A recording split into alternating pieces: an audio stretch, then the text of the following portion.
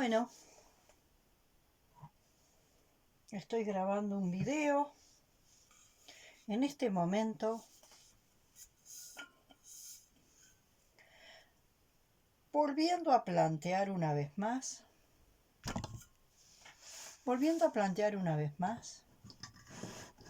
que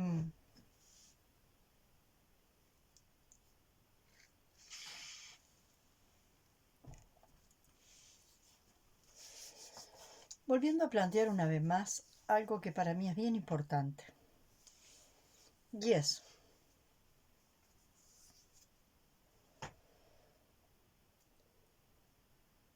el clavo cree que va acercándose al imán por propia decisión.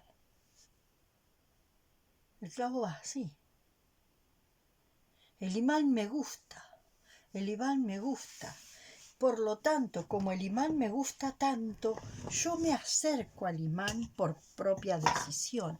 Yo decido acercarme al imán por propia decisión porque el imán tiene para mí algo que me gusta, algo que yo quiero, algo que para mí es importante. Entonces el clavo avanza hacia el imán, creyéndose absolutamente dueño de su decisión, haciendo uso de su libre albedrío. Cuac, cuac, cuac. En ningún momento se da cuenta que lo que está existiendo entre el imán y el clavo es un tipo de atracción magnética que tiene otro origen. Que realmente la atracción entre el clavo y el imán es una atracción magnética que supera ampliamente a cualquier decisión del imán de atraer al clavo y de cualquier decisión del clavo de avanzar por libre albedrío hacia el imán. Entonces nosotros, por ejemplo, nos proponemos, esto es importante para mí. Así que como esto es muy importante para mí, yo tomo la decisión de ir hacia eso porque para mí es importante. Así tomé yo la decisión de hacer un curso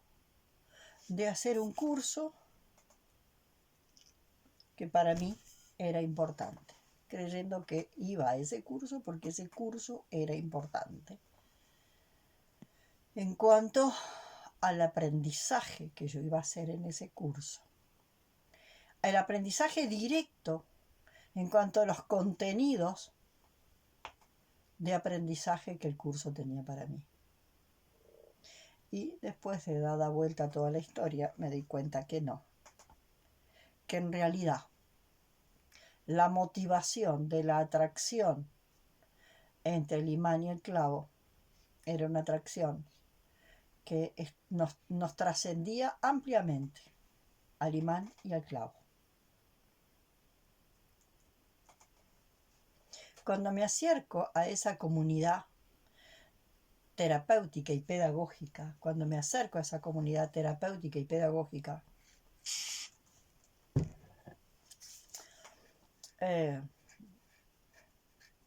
unos varios días antes me entero que va a estar presente una persona con la cual yo tuve alguna dificultad importante en un tiempo atrás. También esa persona fue docente, ¿no? Docente mío en una formación. Y realmente como docente y como terapeuta utilizaba técnicas que para mí que yo las sigo sin entender.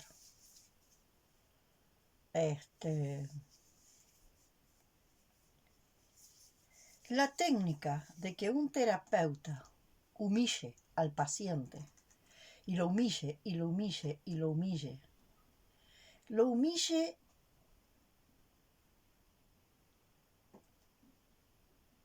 hasta mortificarlo de una forma indecible.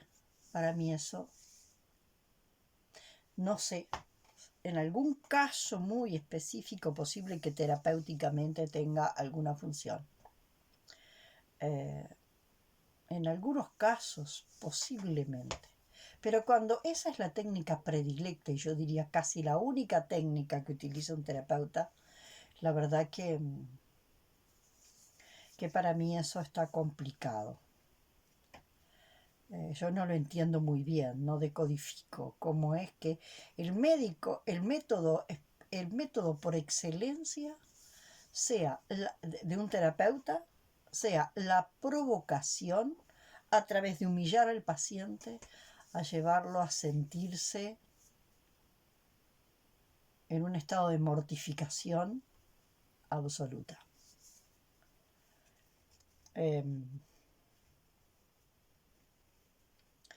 Podría grabar un video de 6 horas contando las situaciones de humillación que viví en esa formación, donde yo todavía no tenía forma de desplegar actitudes de autodefensa. Entonces, por ejemplo, una de las veces a esta persona se le había ocurrido que yo todavía no había soltado la teta materna, que yo todavía estaba prendida a la teta materna y yo no había soltado la teta materna y dale que va con la teta materna y la teta materna y que bueno, en fin. Y que como no había tomado no sé cuál era la explicación que él hacía, y que como yo no había utilizado la teta, como yo no había soltado la teta materna, yo todavía no había logrado la diferenciación sexual y no sé cuántas cosas más dentro de su teoría. Entonces, en un grupo de 16 personas me hizo sentar en el medio. Mientras estaba en el medio, yo estaba ahí y estaba como congelada. En ningún momento me preguntó cómo me sentía. Si me hubiesen preguntado cómo me sentía, yo en ese momento estaba tan fuera de mí, que yo no tenía forma de describir cómo me sentía, porque yo ya venía de una serie de humillaciones. Y yo, después de una serie de humillaciones graves, pero quizás no tan graves como esta que voy a relatar, ¿cómo me sentía? No sé cómo me sentía. Estaba ahí en el medio, no sé cómo me sentía. No sé. Si me hubiese preguntado cómo te sentís, iba a decir, no sé. Y en todo caso, afinando un poquito más la cosa, podría decir, no me siento. No me siento. No me siento. Pero para poder decir no me siento, tenía que haber llegado a la comprensión de que en realidad no me siento. En ese momento ni siquiera podía haber dicho no me siento. Porque estaba en un estado de un estado de abrumación tan grande, un estado de confusión. Y en estados de confusión grave y severa, uno no se siente. Ni es capaz de decir que no se siente, porque uno no tiene conciencia de lo que es sentirse a uno mismo. Uno está en un estado de indiferenciación tan grande que uno no sabe qué es sentirse y qué es no sentirse. Entonces, en ese momento, sentada ahí y diciendo chistes con los demás y todos riéndose de mí, le pidió a alguien que fuera a buscar un espejo. Entonces trajeron un espejo, entrégale el espejo. Y me dio el espejo a la persona, tomé el espejo. Ahora vas al baño, te bajas el pantalón y la bombacha y te miras la concha. Así, señores.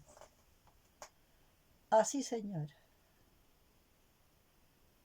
Yo salí y fui al baño. Me quedé sentada en el baño, respirando. No entiendo nada, qué estoy haciendo acá, qué es lo que me está pasando, no entiendo nada. Me senté en el baño y salí con el espejo y volví. ¿hiciste lo que te mandé a hacer? Y hice así con los hombros, porque no siquiera dije que no había hecho lo que me habían mandado a hacer, ni tampoco dije que lo había hecho. A partir de ahí empezaron a burlarse todos de mí. Por supuesto, en lealtad al terapeuta, que fue el que comenzó el juego. Mira, mira, mira, mira, parece una indigente. Fíjate ese buzo, yo estaba con una calza roja que la conozco, la tengo todavía tengo trozos de esa calza roja que la amaba, y para arriba tenía un buzo de lana cruda, de oveja negra. Pero un buzo hermosísimo de lana cruda. Para él, la forma en que yo estaba vestida era la forma en que se visten los indigentes. Lo único que te falta es el carrito para andar arrastrando tu basura por el mundo. Y así siguió, uno y otro, y todos. Y de alguna forma el juego era que todos dijeran, que todos me humillaran cada vez más. ¿Qué fui siendo yo? Yo fui sintiendo que mi cuerpo se iba volviendo como un muñeco de trapo. Después que el cuerpo mío se fue, fui perdiendo la sensación de cuerpo.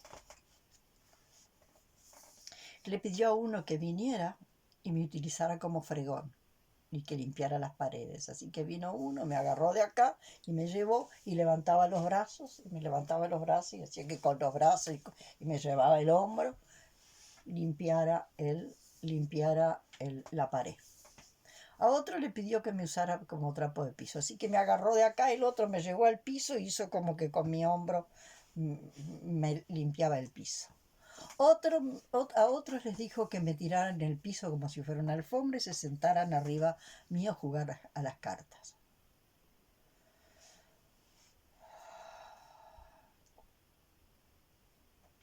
¿Qué mecanismo de defensa? El mecanismo de defensa, el único. El único que podía.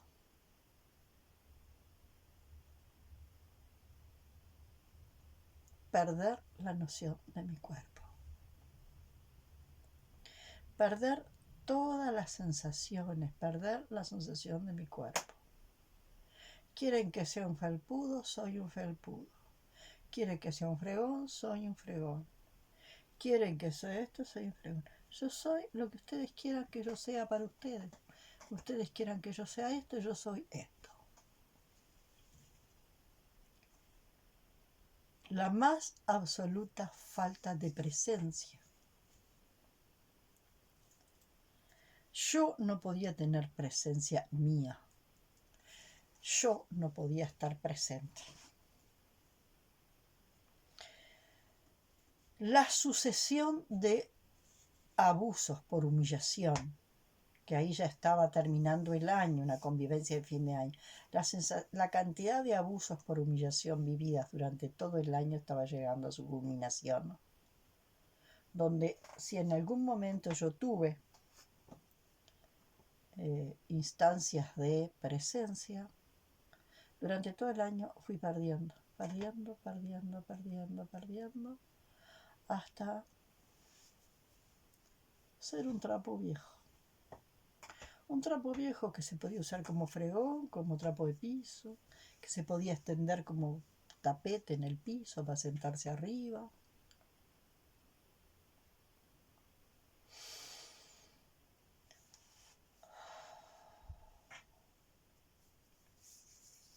Cuando me enteré de que esta persona iba a estar en el grupo, yo tuve mis dudas si iba a estar presente o no, porque yo seguía sintiendo que tenía algo pendiente ahí. No sabía que eso que sentía presente era tan serio, tan grave, tan profundo, que sin duda eso de alguna forma estaba asociado a una serie de traumas similares, ¿no? Traumas de humillación. traumas de humillación en mi infancia,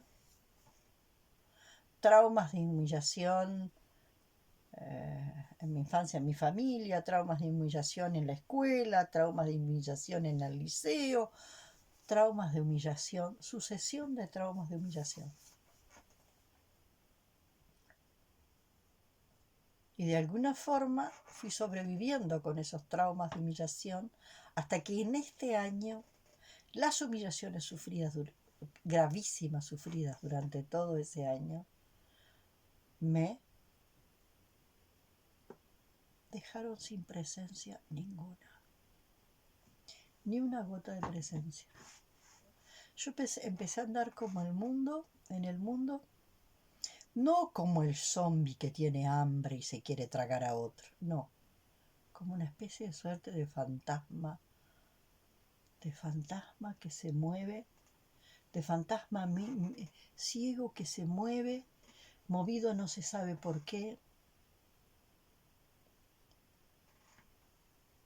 Así anduve. Me costó mucho comenzar de alguna forma a procesar esa bronca y eso de alguna forma eso comenzó con un proceso terapéutico donde de alguna forma la terapeuta captó que yo tenía debajo de toda esa suerte de descorporización y despersonalización, todo eso donde yo era una nube de ambigüedad caminando por el mundo, que había un núcleo de ira, de furia asesina brutal adentro, que estaba absolutamente invisible, pero que sí, como de la otra cara de esa nube de ambigüedad, la otra cara, de un lado parecía una nube de ambigüedad, del otro lado había un barril de pólvora. Por lo tanto, para poder trabajar conmigo, sabiendo que del otro la otra cara era ese barril de pólvora, decidió hacer un trabajo con otra terapeuta. Y para empezar a sacar la ira, me dio un palo para pegar en un almohadón. En mi energética se usa mucho una raqueta de tenis, en otro lado agarrar a patadas o a puñetazos un colchón. Bueno, hay muchas formas de hacer procesos para hacer descargas de golpes para hasta poder ser conscientes de la ira enorme que tenemos debajo de eso que yo le llamo una suerte de mansedumbre enfermiza, llegada al límite de la inexistencia. La otra cara es un barril de pólvora.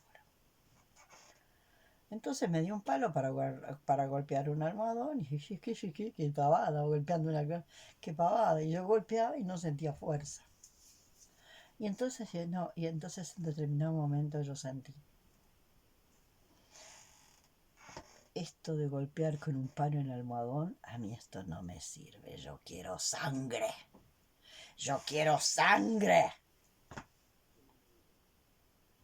Y la imagen era poder de verdad encontrar la forma de matar a palos, hasta que viera el cuerpo destrozado, ¿no? Sangrando. Esa era la imagen. Entonces, cuando sentí esa imagen, solté el palo, me di media vuelta y agarré la terapeuta de acá y la arrinconé contra la pared. En ese momento, la otra terapeuta se puso detrás y me puso las manos en la espalda. Bien, en el mundo real no vas a matar a tu terapeuta, pero respira e imagina que lo estás haciendo. Las dos manos colocadas en los omóplatos de la segunda terapeuta me hicieron sentir todo toda la sensación de haber matado a mi terapeuta. Realmente imaginé matarla, matarla, matarla, imaginé matarla, estrangularla, romperla en pedazos, descuartizarla, me lo imaginé todo. Mientras imaginaba eso, mi cuerpo dejaba de ser un cuerpo de muñeca de trapo. Mi cuerpo empezó a ser un cuerpo que empezaba a tener una sangre que pulsaba.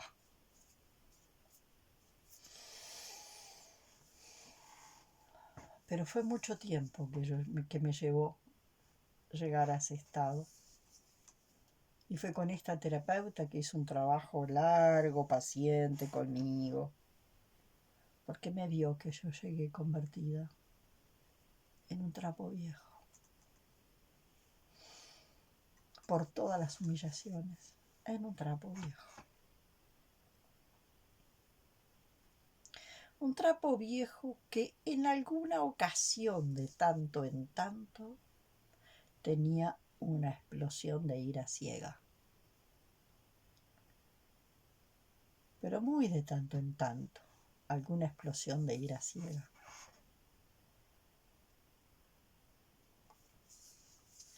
Llego a esa comunidad pedagógica y terapéutica, y la primera imagen cuando empiezo a estar ahí, que tengo, la imagen fuerte que tengo, ubico a este hombre donde estaba sentado, lo reconozco, lo ubico, y ahí donde estaba él, la imagen que yo sentí, la imagen que yo tuve es que este hombre conformaba una burbuja enorme y que de alguna forma era un hombre que tenía unos dientes de lobo y que era el líder de una manada, no estaba solo. Era como si él estuviera representando y liderando un campo mórfico de psicópatas. Y yo me fui achicando, achicando, achicando. Sentía que cada vez me volvía más chiquita, que era un piojito, que después era un granito de arena que quería rodar, rodar, rodar y tirarse y meterse abajo de una alfombra, escondido a lo mejor en alguna endijita entre las baldosas del piso, escondidita cada vez más chiquita, más chiquita, más chiquita, cosa de volverme indetectable. Me fui desinflando, desinflando, vaciando, como ustedes van a ver en una de las imágenes se desinfla un esquizoide.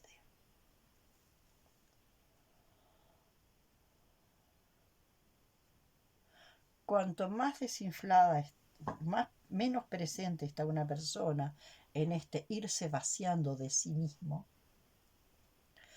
una persona con estructura psicoenergética esquizoide, más emana de ella, más emana de ella inconsciente, material del inconsciente. ¿Y cómo emana ese material del inconsciente? No es que la persona grite, ni llore, ni nada. El material del inconsciente emana a través de movimientos involuntarios del inconsciente biológico.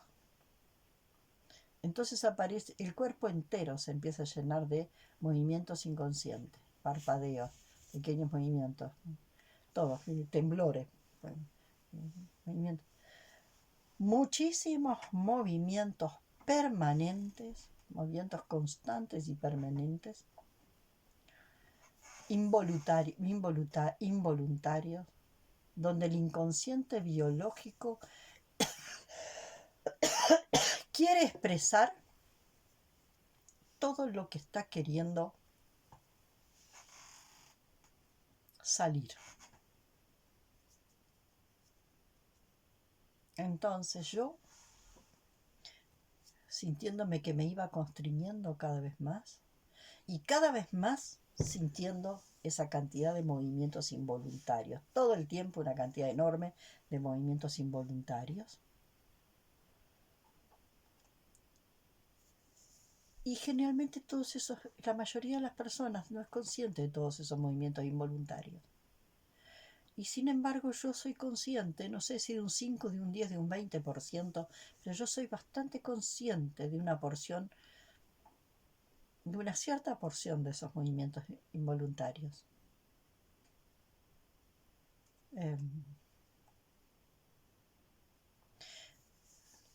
Digamos que los movimientos involuntarios se pueden ver, no sé si ustedes han visto, la forma en que, por ejemplo, un caballo mueve la piel cuando quiere ahuyentar las moscas que se paran sobre él. Bueno, movimientos de ese tipo, de la piel, de los ojos, de los párpados. Bueno, todos esos movimientos involuntarios son expresiones del inconsciente biológico que quiere decir algo. Que está queriendo, son gritos del inconsciente, son gritos salvajes del inconsciente que ya no resisten más.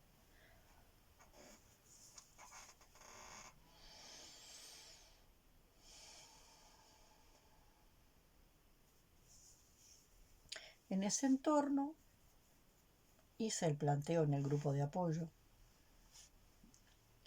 Me di cuenta que cuando fui diciendo eso, los compañeros del grupo de apoyo,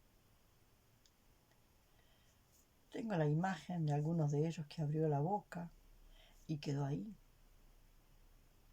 Como no poder entender lo que es esa experiencia de humillación que yo había, como no poder decodificar lo que yo estaba diciendo. Y a partir de ahí empezó toda la historia de que el neurótico siempre se asusta del esquizoide cuando el inconsciente del esquizoide se empieza a manifestar de la única forma que muchas veces puede, ¿no? Por lo menos antes de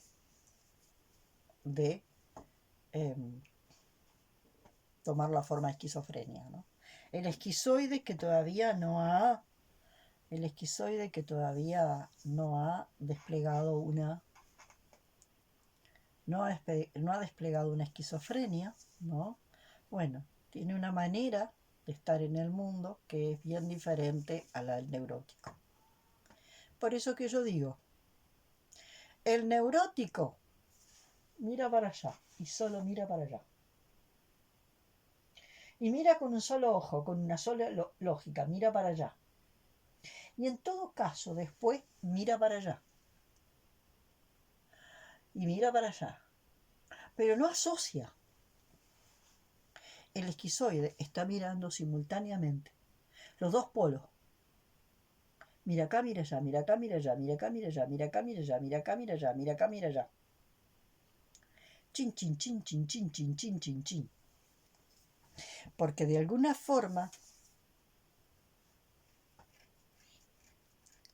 conecta, yo diría casi en simultáneo, con la fuerza el campo del perpetrador y el campo de la víctima. Y el esquizoide tiene mucha facilidad para poder transitar de identificarte con los perpetradores con la víctima, con el perpetrador, chus, chus, chus, chus, chus, chus, chus, chus, chus. Solo logra tomar distancia y favorecer la reconciliación entre víctimas y perpetradores cuando tiene ese respaldo. Eso que yo planteaba en el momento en que la terapeuta me puso la mano en las omóplatos y yo pude hacer como si descuartizar a mi terapeuta sin descuartizarla. Entonces, tomar distancia y sentir ese apoyo de las manos en los omóplatos, poder ver a las víctimas y los perpetradores y poder permitir que víctimas y perpetradores se vayan acercando hacia la reconciliación. Por entender al final que la herida es la misma. Eso que de alguna forma plantea Brigitte. Brigitte habla que en vez de entrar en el paradigma de la lucha, en vez de seguir alimentando el paradigma de la lucha, podamos dar un salto hacia el paradigma de la reconciliación. Ahora, la reconciliación no puede ser forzada. La reconciliación no puede ser forzada. La reconciliación tiene que ser fruto de un proceso donde podamos ver que la herida fundante de la víctima y del perpetrador, la herida profunda es la misma. Tanto la víctima como el perpetrador han perdido la conexión con su ser. El perpetrador mata por miedo.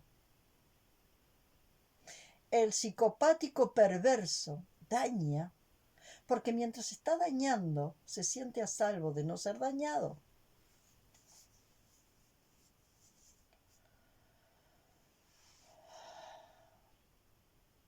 Y la víctima, mientras se ofrece como víctima, ¿no? Y se entrega como víctima en ese proceso de descorporealización y se deja masticar, también está alejada de su ser.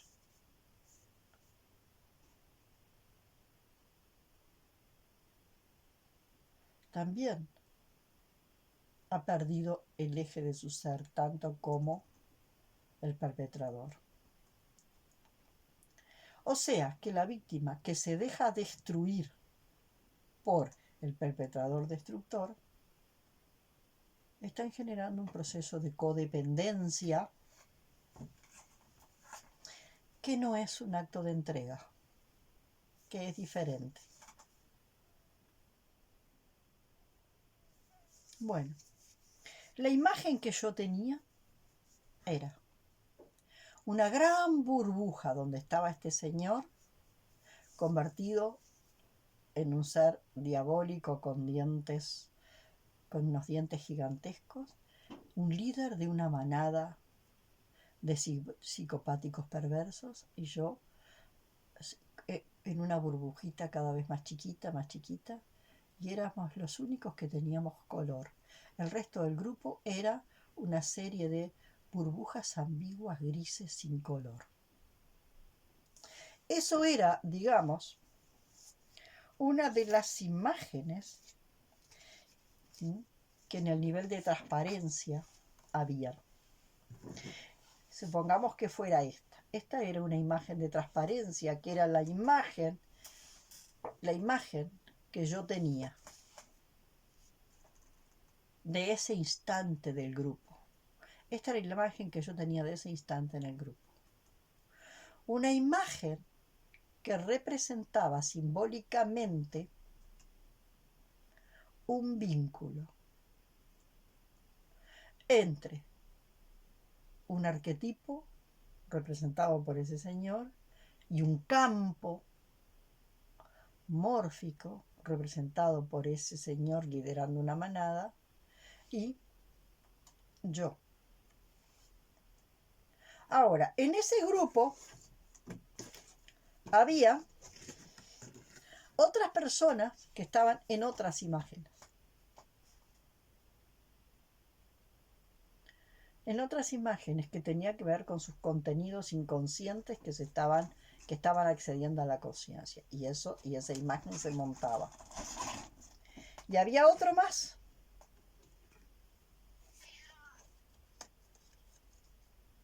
Otra transparencia más. Y otra transparencia más. Y así, habían tantas transparencias en esa imagen, en ese lugar, como cantidad de personas sosteniendo sus imágenes. Entonces, habíamos 70 personas, habían 70 imágenes en ese instante de personas, ¿no?, sosteniendo una sobre otra estas transparencias, ¿no? hasta conformar una imagen compleja.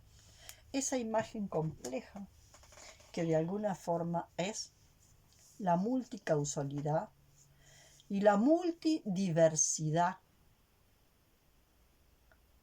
de atravesamientos psíquicos, ¿no? De los contenidos psíquicos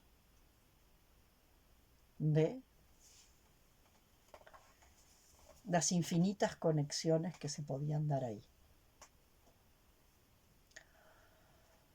En ese estado, y habiéndome vaciado totalmente, ¿no? Habiéndome vaciado totalmente energéticamente, ya ustedes van a ver en las imágenes que el esquizoide es como que se le va el alma del cuerpo, al esquizoide se le va el alma del cuerpo. En ese estado, en un grupo de práctica, tuve que ser de terapeuta y también de paciente. En ese estado de vaciamiento, donde estar presente no me era fácil. De todas formas, a partir de ahí, yo empiezo a ver y a percibir, como me pasa generalmente, que este aspecto esquizoide, ¿no? Este aspecto esquizoide, ¿no? De percibir en simultáneo tanta cantidad de imágenes y tener una percepción de percibir y percibir abrumadoramente, a percibir elementos, una cantidad de elementos abrumadores. Se vuelve a veces inmanejable, ¿no? Se vuelve a veces difícil de manejar.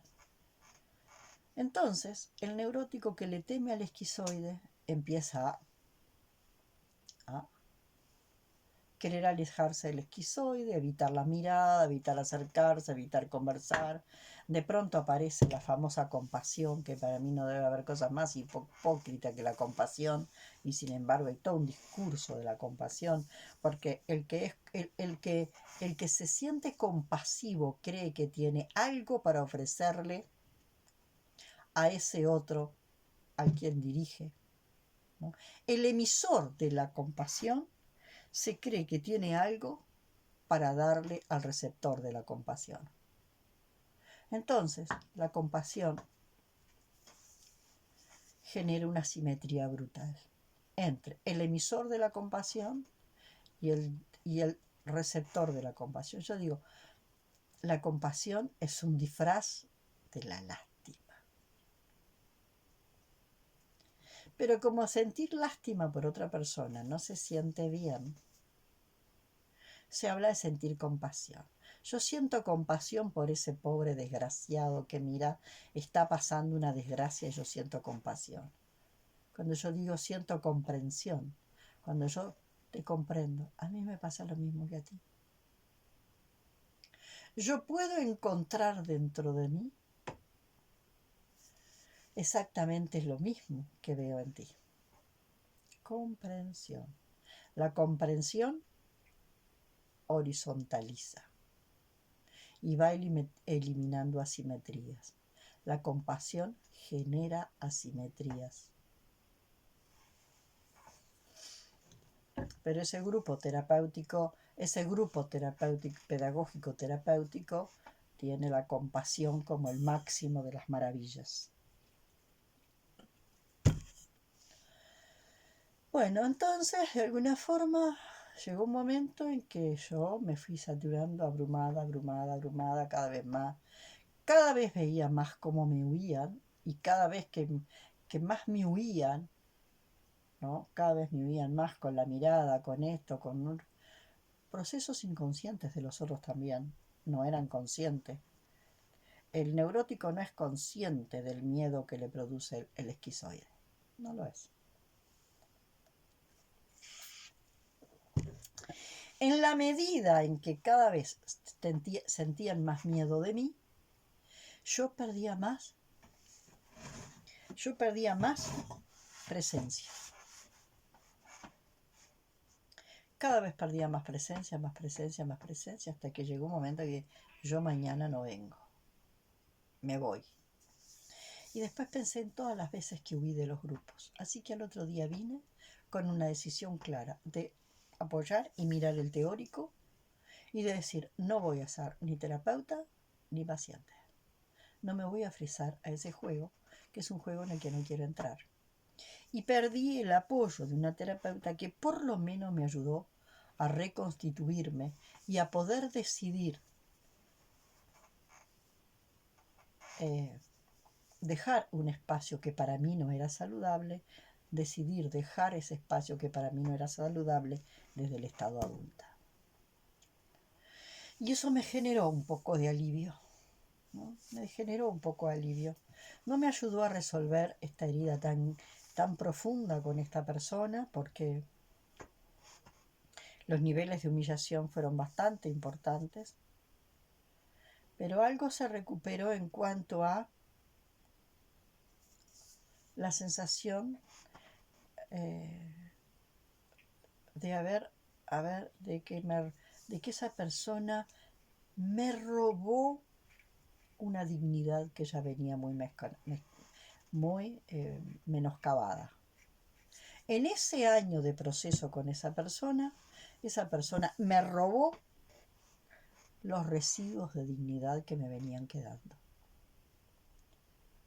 Y luego tuve que empezar a recuperar la dignidad en un proceso muy lento. Porque para perder, es muy rápido. Recuperar la dignidad es muy lento. Es un proceso muy lento. Y nunca sabemos hasta qué punto podemos llegar a recuperar la dignidad cuando nuestra dignidad ha sido menoscabada de una forma tan terrible en el hogar, en la escuela, en el liceo, en los distintos grupos, en el mundo mismo, en el andar por el mundo, porque empieza a darse una ligazón. Se empiezan a ligar, se empieza a generar una cadena de eslabones.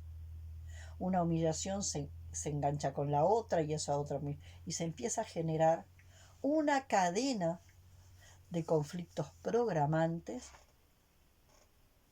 que además esta cadena de conflictos programantes muchas veces no son solo de esta vida, sino que empezamos a tirar de la punta del ovillo, y esos conflictos programantes muchas veces no vienen solo de esta vida, sino que vienen de muchos, que vienen de muchas memorias transgeneracionales que viven en nosotros, que nos habitan. Entonces,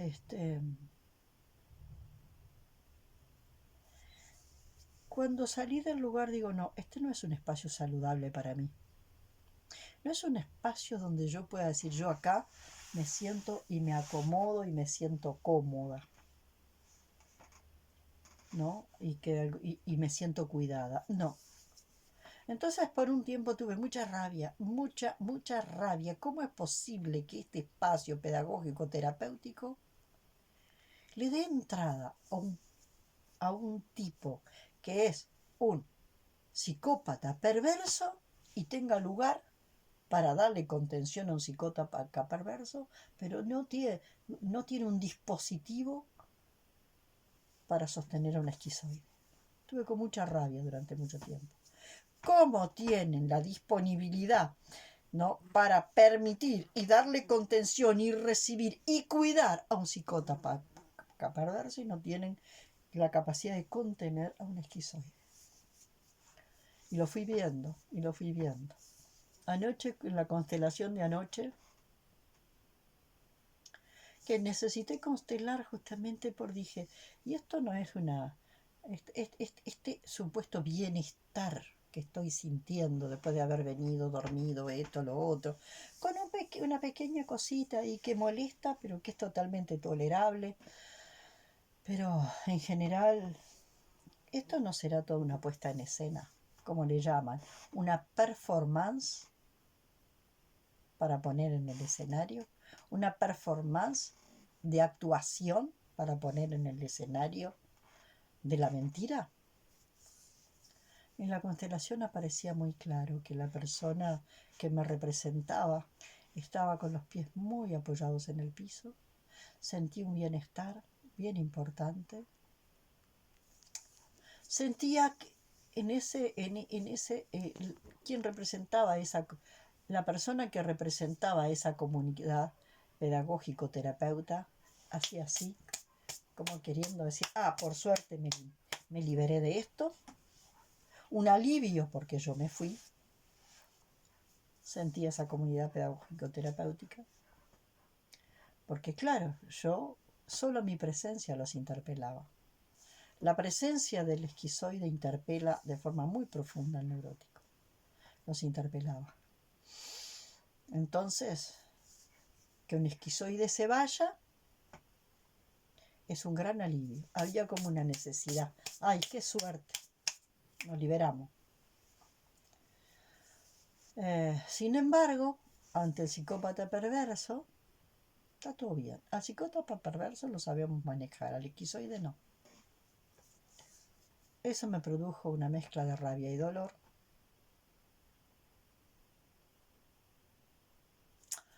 Hasta que en el siguiente trabajo,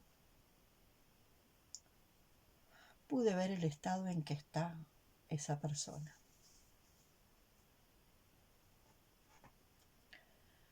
Todos tenemos derecho de poder chequear lo que pasa en la relación mía con un otro cualquiera. En la relación que existía entre mi representante y el representante de ese hombre, cuya puesta en escena es de una fanfarronería brutal, por dentro ese hombre estaba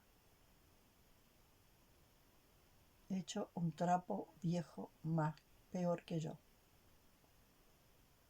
Peor que el trapo viejo que yo me sentí cuando él me miraba.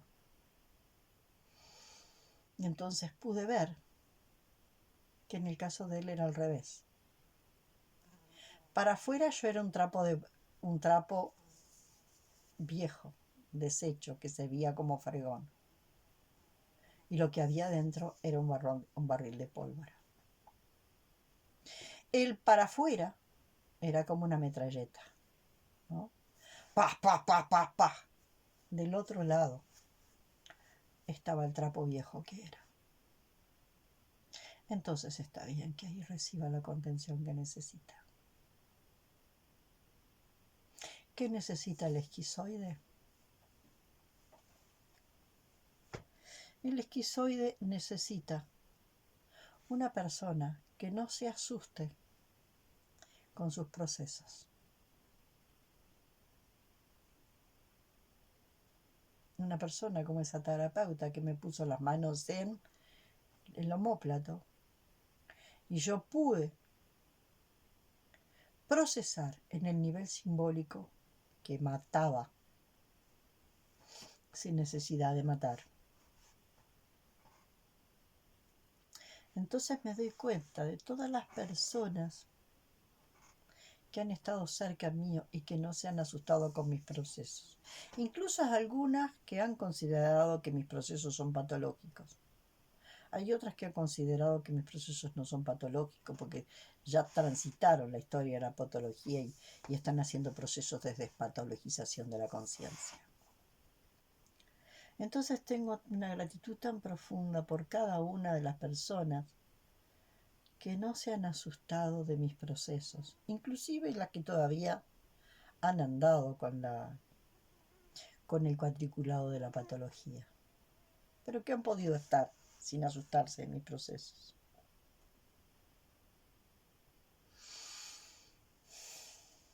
Entonces, ¿qué fue lo que me llevó a mí a ese curso? ¿Tener aprobado el curso? No. Ganar este espacio. Ganar este espacio. Ganar un espacio para la dignidad. ganar un espacio para la dignidad.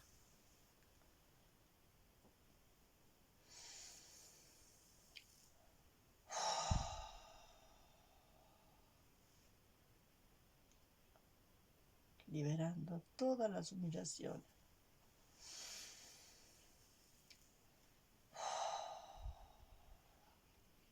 Y cuando libero la memoria de todas las humillaciones,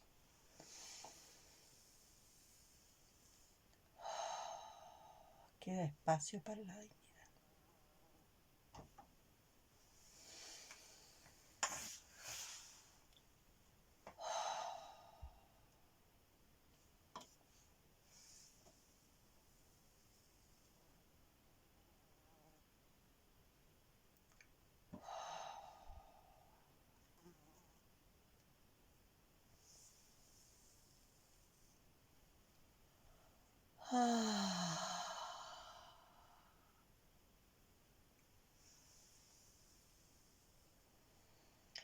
Ay, va quedando espacio.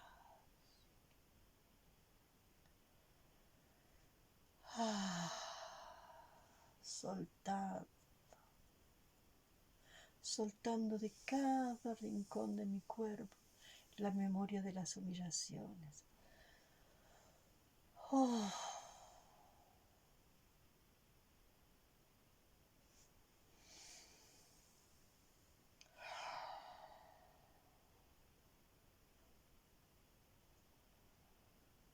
Y se abre todo un espacio para la dignidad. Para la dignidad, para el autorrespeto. Se abre todo un espacio que crece, crece, crece, crece para la dignidad y el autorrespeto.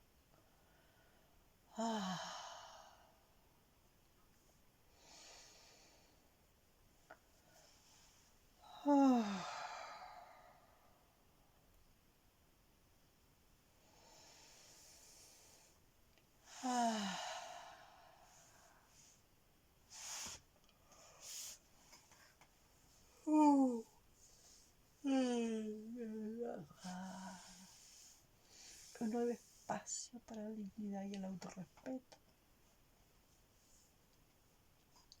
Entonces puedo ver, por lo pronto me puedo ver yo, y puedo ver a ese hombre, y puedo ver detrás de él algo más grande, y detrás de mí algo más grande.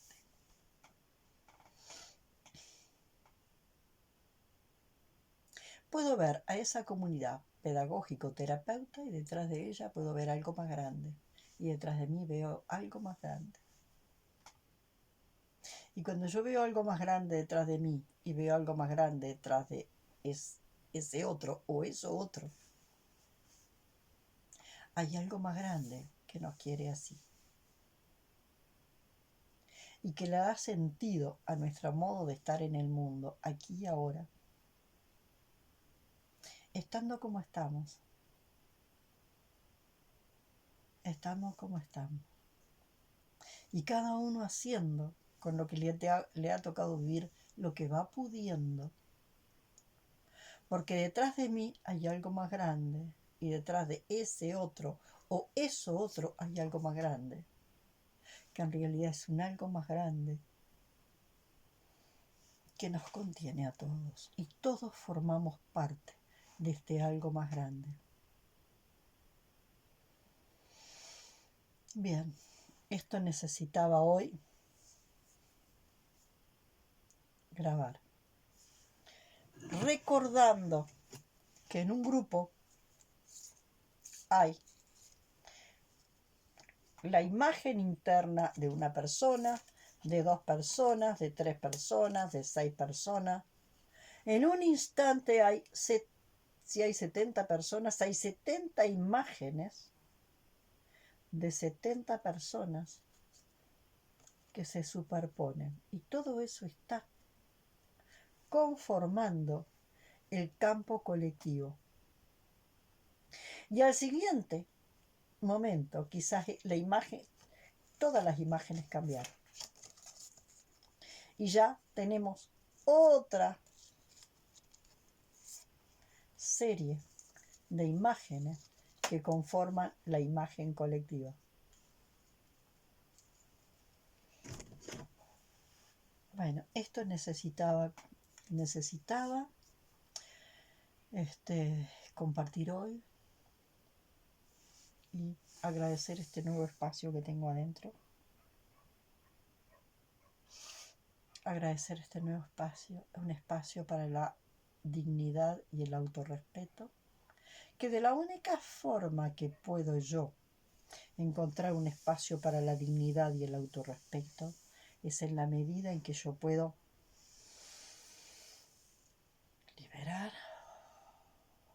liberar profundamente todas las memorias que hay en mí de esta vida, las memorias ancestrales, todas las memorias de las humillaciones, de los humilladores y de los humillados. Toda la memoria de humillación, ejercida o padecida. Toda la memoria de humillación, ejercida o padecida. Oh. Oh.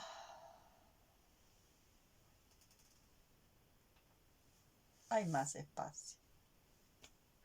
Entonces, fui a ese lugar a encontrar más espacio.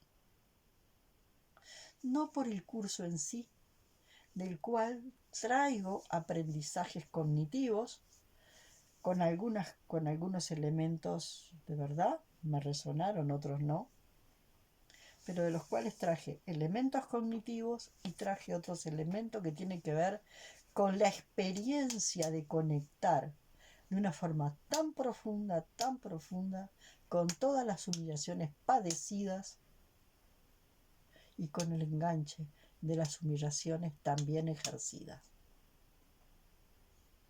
Y saber que detrás de la humillación padecida y la humillación ejercida hay una profunda ausencia de espacio para el ser. Esto necesitaba plantear hoy en este video que se fue bastante larguito.